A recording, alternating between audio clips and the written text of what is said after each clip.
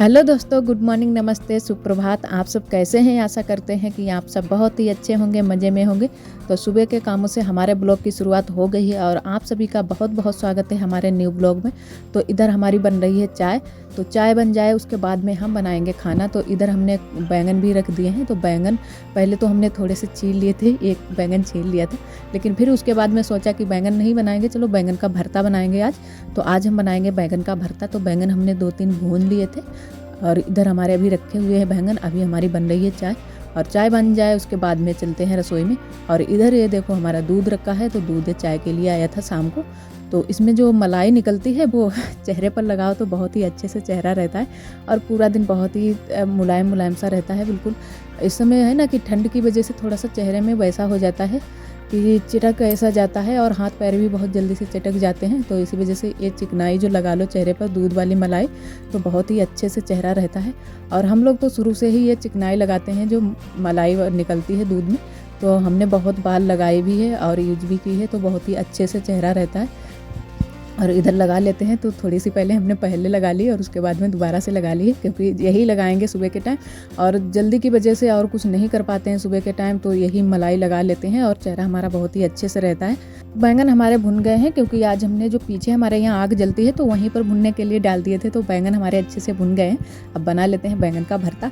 और इधर चूल्हा भी हमने जला लिया है, क्योंकि इसमें चौंका लगा देते हैं लहसुन से। और लहसुन हमने छील लिया था। तो 2 हरी मिर्च डाल देंगे और इसमें 2 हमने टमाटर लिए हैं, टमाटर भी डालेंगे तो अच्छे से हमारा बैंगन का भरता तैयार हो जाएगा।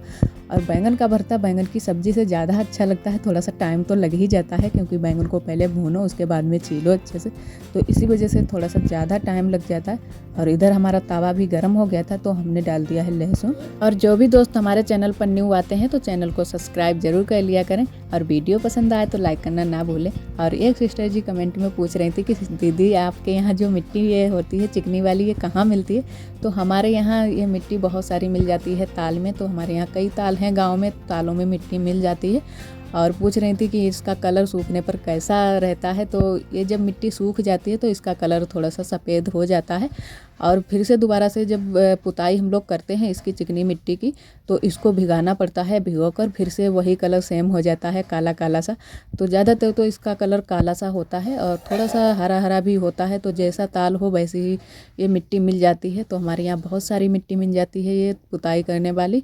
और इधर उसके बाद में हमारा खाना आना बन गया था। तो इधर हम आ गए और बाकी का खाना जो बनाया हमने नहीं आप सभी को दिखाया। तो रोटियां सेंकी थी और भी सब्जी बनाई थी थोड़ी सी, और बैंगन का भरता बनाया। और इधर उसके बाद में सारा काम हो गया था जो भी घर का है, चौका बर्तन का। तो इधर आ गए हैं हम गोबर पाथने के लिए। तो यहाँ गोबर पाथ लेते हैं। तो आज 2 दिन का गोबर था तो बहुत सारे कंडे बने हुए थे। तो इधर हमारी ननद जी भी पाथ रही थी। तो इधर वाला ये हमने सारे लूड़े बनाए हुए हैं, तो इधर हम पाथ कर रख देते हैं और इधर हमारी ननद जी पाथ रही थी। और यहाँ पर पहले हम लोग राख फैला देते हैं कि है ना कि हमारे यहाँ बहुत सारी दीं लग जाती है, कीड़े जो होते हैं वो बहुत सारे लग जाते हैं और सारे कंडे ख़राब कर देते हैं। और जो नीचे से वो और भी कीड़े बहुत सारे हो जाते हैं तो लग जाते हैं। और ये जो राख बिछा देते हैं नीचे की साइड में तो कीड़े बिल्कुल भी नहीं लगते हैं और हमारे कंडे भी बहुत अच्छे से सूख जाते हैं। उसके बाद में सारे कंडे हम लोग बठिया में लगा देते हैं, जो कि आप सभी को एक वीडियो में हमने दिखाया भी था कि बठिया बनाकर लगा लेते हैं। और उसके बाद में पूरी सीजन पूरे सालों माल हमारे यहाँ यही कंडे बारे जाते हैं। तो इधर बना देते हैं छोटे छोटे से गोल गोल से कंडे। लेकिन ये जो गोल वाले कंडे होते हैं ये हमसे सही से नहीं बनते हैं, क्योंकि ज़्यादातर हमने लंबे वाले कंडे ही बनाए हैं जो ठाड़े करके रखे जाते हैं। तो वो वाले कंडे हमसे बहुत ही अच्छे से बन जाते हैं। और इधर सारे लोग अपने अपने कंडे बना रहे हैं। बहुत सारे लोग यहाँ पर बना रहे थे, क्योंकि पूरी जगह घिर चुकी है। यहाँ पर कंडे ही कंडे नज़र आएंगे आप सभी को। और एक लोग वो बना रहे हैं और सुबह से ही सारे लोग कंडे बनाने में लग जाते हैं, क्योंकि जिसको जितने टाइम मिल जाता है उतने टाइम ही कंडे बनाने के लिए आ जाते हैं। और पूरा दिन सूखते रहते हैं, क्योंकि इस समय थोड़ी सी धूप भी कम ही निकलती है। तो जल्दी से ही सारे लोग कंडे बना देते हैं अपने अपने। और इधर हम बना देते हैं, क्योंकि बहुत सारे आज कंडे बनाने थे।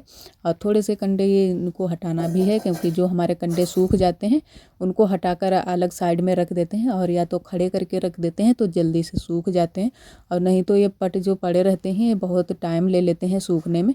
तो इसी वजह से इनको खड़ा करके रख देते हैं। जो इधर साइड में हमारे थोड़े से कंडे खड़े रखे हुए हैं तो जल्दी से सूख जाते हैं। और कभी-कभी हमारी मम्मी की बातें कहीं याद आ जाती हैं, तो मेरी मम्मी सच ही कहा करती थी कि हम लोग जब भी पढ़ाई की बात करते थे मम्मी के सामने, मतलब मम्मी के आगे रखते थे कि ये बात वो बात, तो मम्मी यही कहती थी कि कितनी भी तुम लोग पढ़ाई लिखाई कर लो, लेकिन चूल्हा चौका और जो एक घर गृहस्थी का है ये तो संभालना ही पड़ेगा। तो सच ही कहती थी।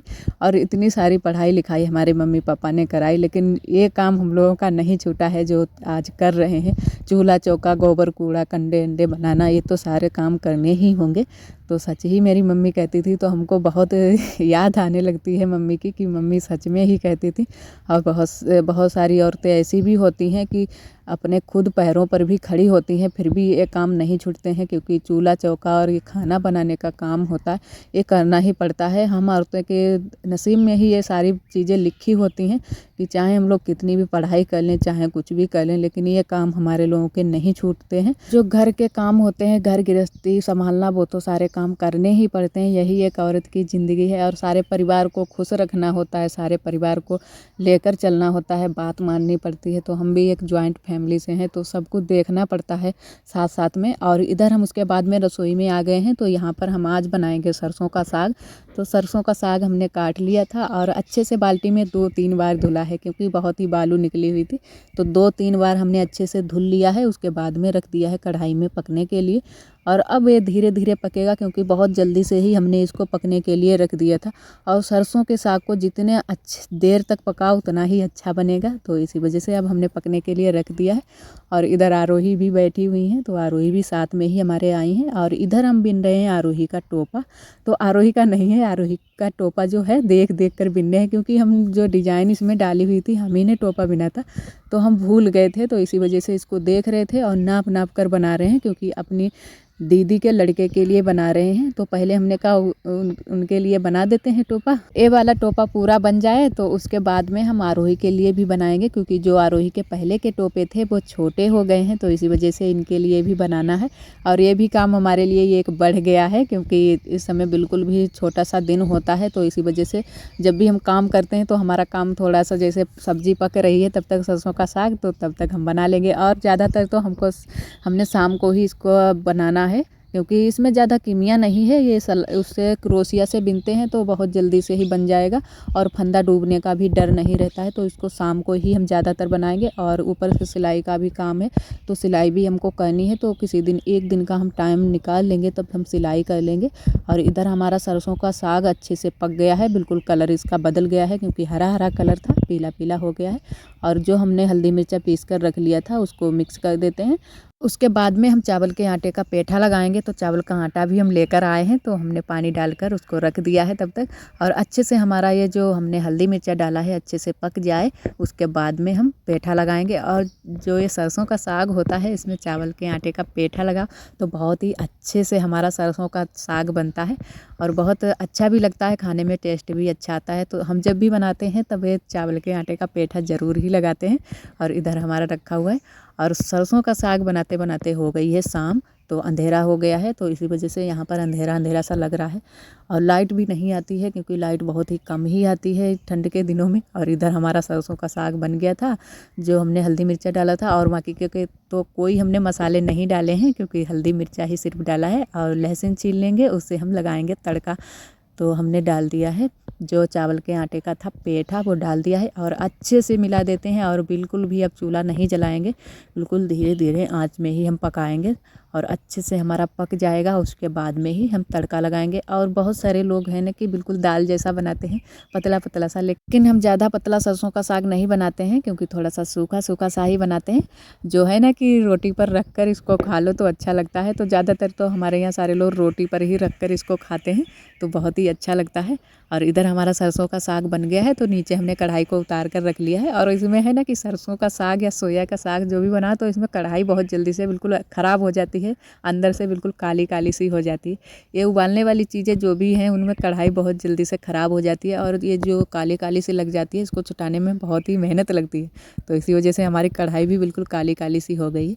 और सरसों के साग को इसमें तसले में परोस लेते हैं। उसके बाद में हम जो लहसुन छील कर रखे हैं उसका तड़का लगा देते हैं। तो इसमें डाल दिया है हमने सरसों का तेल, थोड़ा सा सरसों का तेल, और थोड़ा सा ही तेल डाला है, ज़्यादा नहीं डालेंगे। और जो हमने लहसुन छील कर रखा है उसको डाल देंगे और बस हमारा सरसों का साग बनकर तैयार हो गया है। और उसके बाद में अभी हमको सेंकनी है रोटी, और रोटी सेंकेंगे मोटी वाली। तो आटा भी हमने तैयार करके रख लिया है, क्योंकि रोटियों के लिए आटा हम पहले से ही तैयार करके रख लेते हैं। इस समय थोड़ा सा दिक्कत हो जाती है मोटी रोटी बनाने में, तो अच्छे से हमारा आटा फूल जाता है और अच्छे से हमारी रोटी बन जाती है। और आटा हमने तैयार करके रख लिया है। और चावल का आटा भी थोड़ा सा लेकर आए हैं, क्योंकि चावल की रोटी भी बनाएंगे साथ में ही। और चावल की थोड़ी सी ही बनाएंगे और गेहूं की थोड़ी सी ज़्यादा बनाएंगे।